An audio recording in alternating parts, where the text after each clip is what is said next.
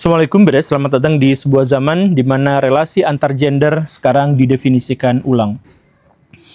Pada tahun 1946, seorang desainer terkemuka asal Prancis bernama Louis Ried itu menggoncang dunia ketika untuk pertama kalinya memperkenalkan bikini, pakaian yang menutup hanya sejumput kecil anggota tubuh perempuan.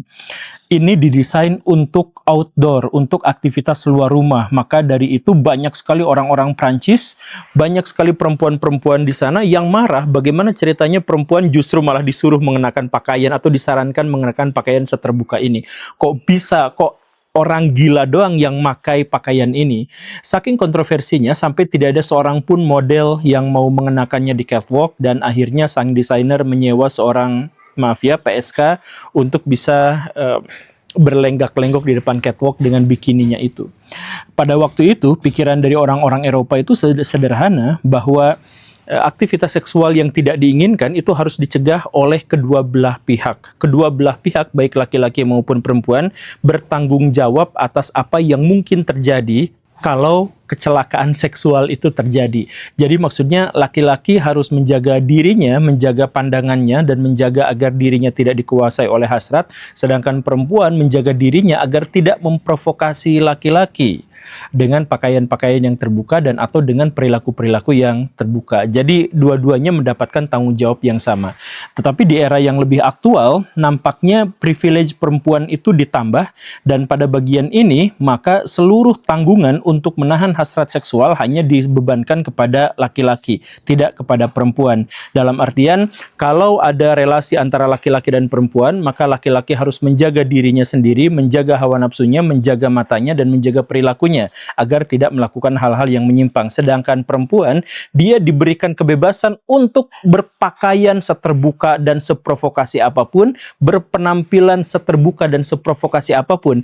Dia boleh joget-joget di TikTok untuk memamerkan tubuhnya, dia boleh joget-joget di Facebook untuk menunjukkan provokasinya, dia boleh berpakaian terbuka di area publik dan itu masih dianggap sebagai lumrah. Dan ketika ada laki-laki misalkan yang terprovokasi sehingga dia melakukan catcalling, maka itu bisa dianggap sebagai pelecehan seksual. Jadi ketika perempuan memprovokasi laki-laki, itu adalah hal yang wajar, hal yang sah dalam undang-undang. Sedangkan kalau laki-laki memprovokasi perempuan, maka itu masuk ke dalam delik pidana. Apa sebenarnya yang dimaksud dengan pelecehan seksual? Yang dimaksud dengan pelecehan seksual adalah aktivitas bernuansa seksual yang hanya dikehendaki oleh satu pihak saja. Itulah yang namanya pelecehan seksual. Nah, dalam hal ini, kalau laki-laki melakukan colekan kepada si perempuan dan perempuannya tidak menginginkan itu, maka tentu saja itu masuk ke dalam pelecehan seksual. Sedangkan kalau perempuan memprovokasi laki-laki dengan tampil terbuka dan kemudian dengan gerakan-gerakan yang erotis, maka itu bukan pelecehan seksual walaupun laki-laki tidak menghendakinya. Kan banyak sebenarnya laki-laki yang jalan-jalan ke muka umum dan pengen matanya itu bebas dari hal-hal yang cabul dan erotis gitu. Dia tuh misalkan bersama dengan keluarganya, dia tidak mau membuat istrinya cemburu dan sebagainya, maka dia jalan ke ruang publik dan dia tidak menginginkan ada perempuan yang berpenampilan terbuka di depannya. Tetapi ketika ada yang melakukan seperti itu, maka itu adalah hal yang biasa, dan sedangkan si laki-laki akan benar-benar dibebani untuk tidak melihat gitu. Jadi maksudnya kita tuh harus memikirkan dalam hal begini Baraya. Hasrat seksual laki-laki terhadap perempuan itu sangat besar, tentu saja kita mengetahui itu, dan bahwa itu dipicu oleh tayangan-tayangan visual, dan itu juga sudah diketahui bersama. Jadi ketika laki-laki melihat perempuan dengan tampilan yang vulgar, itu tuh betapa besar sekali hasratnya yang harus dia tahan. Dan banyak sekali cerita, banyak sekali kasus sampai tidak terhitung jumlahnya, laki-laki yang tidak kuat untuk bisa menahan hasratnya ketika diprovokasi secara visual, saking kuatnya dorongan itu. Tetapi ya, di zaman dulu itu perempuan memahami itu, laki-laki memahami itu, jadi dua-duanya sama-sama jaga jarak, sama-sama jaga perilaku. Tetapi sekarang perempuan dipersilahkan joget-joget di TikTok dengan tampilan yang sangat vulgar, jalan-jalan di ruang publik dengan pakaian yang sangat terbuka, dan biarkanlah si laki-laki itu yang menahan semua hasratnya itu sendirian. Inilah yang saya maksud dengan privilege perempuan yang semakin besar di dunia modern dan tidak ada yang protes dengan hal itu. Ketika ada yang memprotes, maka itu yang akan ditertawakan gitu. Karena selama ini yang boleh protes tentang pelecehan seksual, kekerasan dan sebagainya itu hanya perempuan. Kalau ada laki-laki yang melakukan hal yang seperti itu akan ditertawakan oleh masyarakat dan mungkin tidak akan dipercaya oleh para penegak hukum. Salah satu contoh kasus yang cukup ekstrim dalam hal ini bisa kita lihat dari kasus pemain sepak bola Barcelona, sayap kanan kesukaan saya, Dani Alves. Dan beliau juga tentu saja pemain nasional Brazil yang pada 30 Desember tahun 2022 dia lagi ajojing di sebuah klub malam. Itu adalah hal yang lumrah untuk orang-orang barat gitu ya. Ajojing, mabuk-mabuk di diskotik, kemudian dia bertemu dengan seorang perempuan berusia 23 tahun yang menarik hatinya. Kemudian mereka bersepakat ya, garis bawahi bersepakat untuk ke hotel untuk melakukan tindakan-tindakan yang lebih menyenangkan. Sebenarnya hal itu tuh kesepakatan bersama, makanya semua saksi, semua orang yang ada di sana juga melihat tidak ada perempuan yang diseret, tidak ada perempuan yang dipukuli, ya bareng-bareng aja masuk ke dalam hotel, kemudian dia melakukan aktivitas yang lebih menyenangkan daripada itu. Tetapi tak lama setelah itu, si perempuan menggugat Dani Alves atas dasar pemerkosaan. Dan karena yang menggugatnya itu adalah perempuan, maka privilege itu muncul lagi. Aturannya selalu sama, bahwa kalau ada kasus pelecehan seksual, perempuanlah yang pasti menjadi korbannya dan laki-laki tidak mungkin menjadi korbannya. Itu adalah asumsi yang biasa kita sebagai masyarakat itu ketahui bersama. Kan Baraya juga saya yakin sudah pernah mengalami itu gitu ya. Jadi akhirnya Dani Alves itu diadili dan kemudian dihukum dan divonis dalam pengadilan pertama itu sebagai orang yang benar-benar melakukan pemerkosaan. Apa dampaknya? Semua kontrak dengan para sponsor dihentikan, karir sepak bolanya dihentikan, kemudian harta kekayaannya juga disita karena banyak yang harus bayar denda. Keluarganya, kemudian khususnya istrinya dalam hal ini menceraikannya, keluarganya berantakan dan dia langsung masuk penjara. Semua hal buruk terkait dengan laki-laki, hartanya, keluarganya itu diambil karena sebuah laporan dari seorang perempuan berusia 23 tahun yang diajaknya untuk berkencan. Kita tidak berbicara soal perzinahan karena ini perspektifnya adalah barat gitu ya. Perzinahan di barat itu adalah hal yang lumrah. Barat itu mempermasalahkan pemerkosaan, bukan perzinahan. Nah, ya, tapi kita lanjutkan. Yang paling ngenes dari itu semua adalah sekitar 1 tahun kemudian, pengadilan lanjutan menyebut bahwa Dani Alves tidak bersalah. Bahwa tidak ada bukti yang memadai yang menyebutkan bahwa Dani Alves itu bersalah. Jadi, dia dibebaskan. Maksud saya adalah, setelah dia bercerai dengan istrinya, setelah harta kekayaannya diambil, setelah sponsor-sponsornya berhenti, setelah karir main bolanya juga dihentikan secara paksa, dan dia dipenjara selama 1 tahun atau lebih, kemudian pengadilan mengatakan, oke, maaf ya, kamu tidak bersalah. Jadi sebenarnya ini tidak ada bukti terkait dengan hal itu. Udah selesai sebegitunya. Dan ya sudah, redup mah redup aja, hilang mah hilang aja gitu. Nah, ini tuh dari gara-gara pelaporan sepihak dari seorang perempuan gitu. Betapa besar, betapa kuatnya power perempuan dalam urusan-urusan pengadilan kalau judulnya itu adalah pelecehan seksual. Karena sekali lagi kita akan melihat dengan gamblangnya bahwa kalau ada kasus pelecehan seksual, maka pasti perempuan yang jadi korbannya dan pasti laki-laki pelakunya. Iya kan? Lalu kalau misalkan kita lihat dalam konteks pakaian perempuan dan visual laki-laki gitu. Ketika perempuan mengenakan pakaian yang seksi dan terbuka, vulgar dan provokatif, kemudian laki-lakinya melihat dengan hasrat seksual, maka penjelasan orang-orang di zaman modern adalah, itu mah cowoknya aja yang ngeres. Cewek tuh bebas mengenakan pakaian apapun, dia bebas untuk berekspresi sama seperti cowok yang bebas berekspresi, ya cewek juga bebas dan berekspresi. Jadi kalau ada cewek yang tampil vulgar atau terlihat vulgar, sedangkan laki-lakinya kemudian terprovokasi, maka itu yang salahnya itu adalah cowoknya, pikirannya aja, otaknya aja yang ngeres gitu. Kan seperti itu ya. Tapi lagi-lagi harus saya tekankan begini Baraya, manusia itu secara biologis adalah makhluk seksual. Artinya, makhluk yang untuk melakukan reproduksi, dia membutuhkan 2 gender yang berinteraksi. dan memiliki relasi, begitu kan, sehingga terjadi penetrasi, begitu kan. Nah, perempuan itu tertarik pada laki-laki karena dia mampu mencium feromon dari laki-laki, sedangkan laki-laki tidak bisa menjadi seperti itu, sehingga laki-laki menjadi sangat-sangat visual. Dan lagi-lagi itu kita harus garis bawahi, kita semua laki-laki di seluruh dunia dari zaman Nabi Adam sampai zaman sekarang itu mengetahui bahwa laki-laki mudah sekali diprovokasi secara visual, begitu kan. Nah, tetapi di dunia modern hanya pengakuan dan pertimbangan perempuanlah yang diterima, sedangkan pengakuan dan pertimbangan laki-laki itu sama sekali tidak diterima. Padahal aktivitas seksual pasti melibatkan dua pihak, tapi definisinya harus didefinisikan oleh satu pihak. Jadi misalkan pernyataan, saya tampil terbuka, bukan terbuka, ini ekspresi saya aja, kamu aja yang ngeres. Nah, itu kan sebenarnya adalah pandangan satu pihak.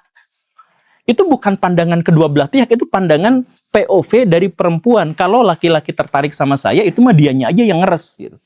Begitu kan? Kalau misalkan kita melihat pandangan dari kacamata laki-laki, saya benar-benar terprovokasi, saya nggak kuat menahan gejolak gairah ini, betapa besarnya hasrat ini, bahkan melampaui logika saya gitu. Jadi, dia yang dipaksa untuk menahan dan mengerem dirinya sendiri, sedangkan perempuan diberikan kebebasan. Kalau ada dalam bahasa yang paling sederhana bahwa perempuan ingin dilihat sama seperti laki-laki yang ingin melihat, itu sebenarnya adalah penjelasan yang sangat lumrah dalam biologis gitu. Untuk bisa menciptakan reproduksi harus dibutuhkan adanya keintiman. Untuk adanya keintiman maka laki-laki dan perempuan harus tarik-menarik, punya gaya tarik-menarik, begitu kan? Dan karena si laki-laki tertarik secara visual dengan perempuan dan perempuan sadar akan hal itu, maka perempuan kemudian menciptakan sejumlah besar budaya yang berhubungan dengan mempercantik diri, berhubungan dengan rekayasa tubuh dan sebagainya. Itu semuanya adalah untuk menarik perhatian laki-laki, sama seperti laki-laki yang juga akhirnya menciptakan industrinya sendiri dalam melihat perempuan gitu. Di antaranya adalah prostitusi dan lain sebagainya, kan begitu. Itu secara biologis kita semuanya sepakati hal itu. Tetapi di dunia modern hanya perempuan yang boleh mendefinisikan tentang siapa yang sebenarnya tertarik dan tidak, dan tentang siapa yang sebenarnya melecehkan dan tidak. Mari kita berbicara dalam konteks yang lebih akademis ya, bukan ideologis tapi akademis. Mari kita berbicara dalam konteks akademis. Ketika ada seorang perempuan yang mengenakan pakaian terbuka, belahan dadanya, belahan payudaranya itu diperlihatkan sebagian atau bahkan mungkin seluruhnya, maka itu tuh dipastikan itu tuh demi memprovokasi laki-laki. Jadi kalau ada perempuan yang mengaku enggak, itu demi kenyamanan diri kita sendiri aja, itu enggak diterima karena itu adalah pandangan subjektif perasaan perempuan. Perempuan merasanya seperti itu, walaupun dia sudah tahu itu akan memprovokasi, tapi dia bebas untuk mengatakan hal seperti itu. Tapi bagaimana kalau misalkan penjelasannya adalah lebih akademis? Penjelasan yang lebih akademis kurang lebih adalah seperti ini. Dulu, ketika manusia dalam proses evolusi menjadi manusia yang sekarang, manusia itu kan masih kehidupan berbentuk kera gitu ya, atau primata besar lah, di mana mereka itu berjalan dengan 4 kaki, kadang-kadang tangannya panjang, berjalan ya seperti itulah, ya seperti gorila lah, kurang lebih berjalan dengan seperti itu. Nah, ketika itu bagaimana caranya untuk jantan dan betina mengetahui kapan masa kawin dan siapa yang siap dibuahi, siapa perempuan yang siap dibuahi. Maka perempuan mengirim sinyal dengan bahwa bagian bawahnya itu memerah. Bagian belakangnya, bagian bawahnya itu memerah, dan karena dia posisinya itu membungkuk, maka si jantan itu bisa langsung mengenalinya secara visual dan kemudian tertarik secara seksual, dan kemudian ada proses kawin atau penetrasi seperti itu. Itu kita ketahui. Nah, lalu ada sebuah masalah ketika di Afrika di masa yang lampau itu ada perubahan besar iklim dan ada gurun di sana, sehingga cikal bakal manusia atau primata besar di masa lampau itu akhirnya berdiri tegak, tidak lagi berjalan dan bergelantungan di pohon, tapi berdiri tegak. Ketika dia berdiri tegak, maka si betinanya itu tidak lagi bisa menunjukkan kemauannya untuk kawin itu dengan memperlihatkan bagian bawahnya yang sudah memerah. Karena kalau sudah berdiri tegak itu kan sulit. Nah, karena itulah maka sejak saat itu payudara itu terbentuk sedikit demi sedikit, dia membesar gitu. Jadi payudara yang membesar itu bukan untuk perempuan, karena itu justru akan mempersulit kehidupannya. Dan itu juga bukan untuk si bayi, karena besar dan kecilnya payudara tidak berdampak pada banyak atau sedikitnya ASI yang dihasilkan. Jadi payudara yang membesar, yang menggembung itu memang adalah daya tarik seksual perempuan untuk menunjukkan bahwa dirinya siap dikawini, dan karena jantan itu adalah makhluk visual, maka harus ditampilkan secara visual. Karena dulu bagian bawahnya itu terlihat tapi sekarang tidak terlihat gara-gara berdiri tegak, maka harus ada sinyal lain yang harus bisa diterjemahkan oleh otak jantan bahwa si betina itu siap kawin, kan begitu. Nah, jadi payudara itu sebenarnya adalah untuk memprovokasi laki-laki untuk kawin. Bagaimanapun kita spesies biologis, Baraya, kita harus garis bawahi, kita adalah spesies biologis. Kan begitu. Nah, jadi ketika ada seorang perempuan yang berdandan begitu lamanya, dibenerin payudaranya, dibenerin penyangganya dan sebagainya untuk diperlihatkan sekian persen dan sebagainya, itu bukan untuk kenyamanan diri. Ya dia bisa aja ngomong kayak gitu, dia juga bisa berperasaan seperti itu. Tapi itu adalah perasaan subjektif. Kalau kita bertanya dalam kacamata akademis, ya itu adalah cara untuk memprovokasi laki-laki agar terjadi perkawinan.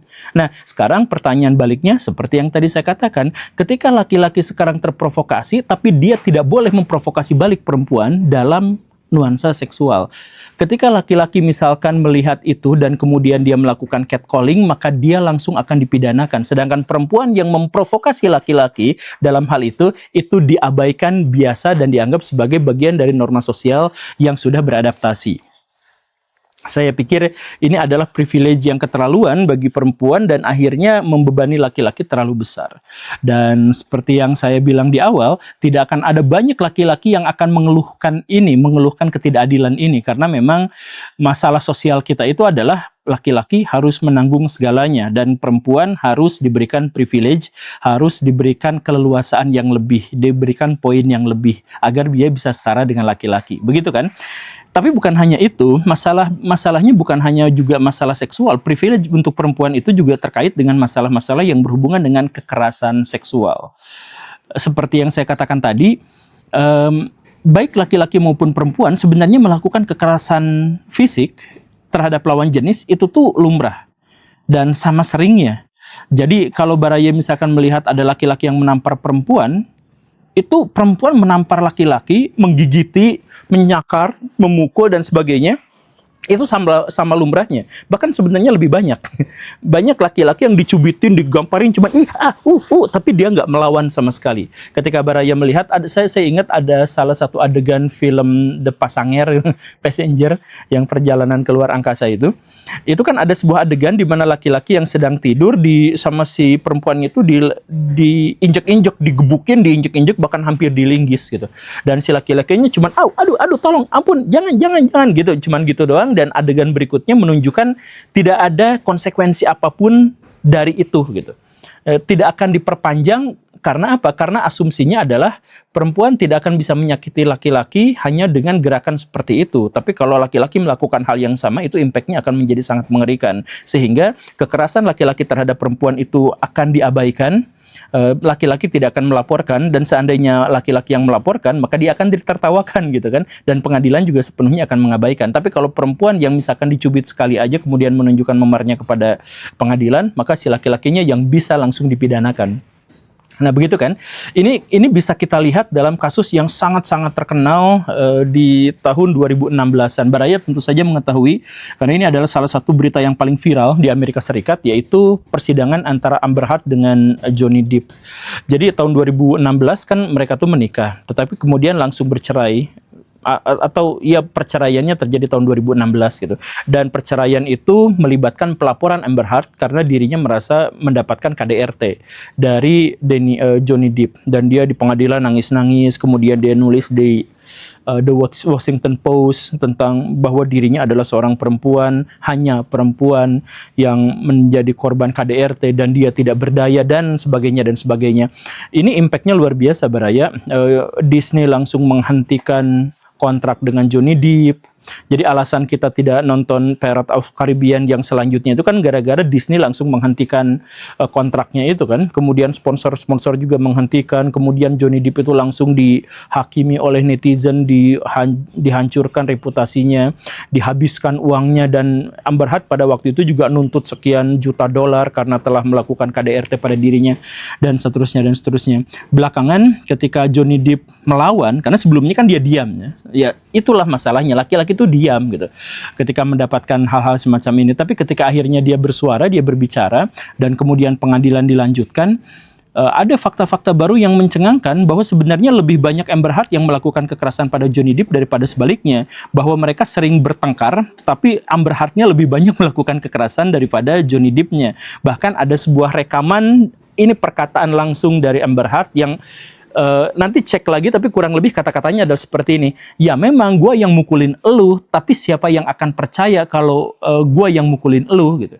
Ya kurang lebih kata-katanya seperti, dan itu terekam. A jar of mineral spirits thrown at my nose.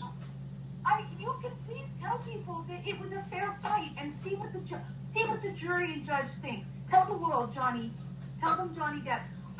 Johnny Depp, man, I'm a victim too of domestic violence, and yes. It's a fair fight. And see how many people believe or side with you.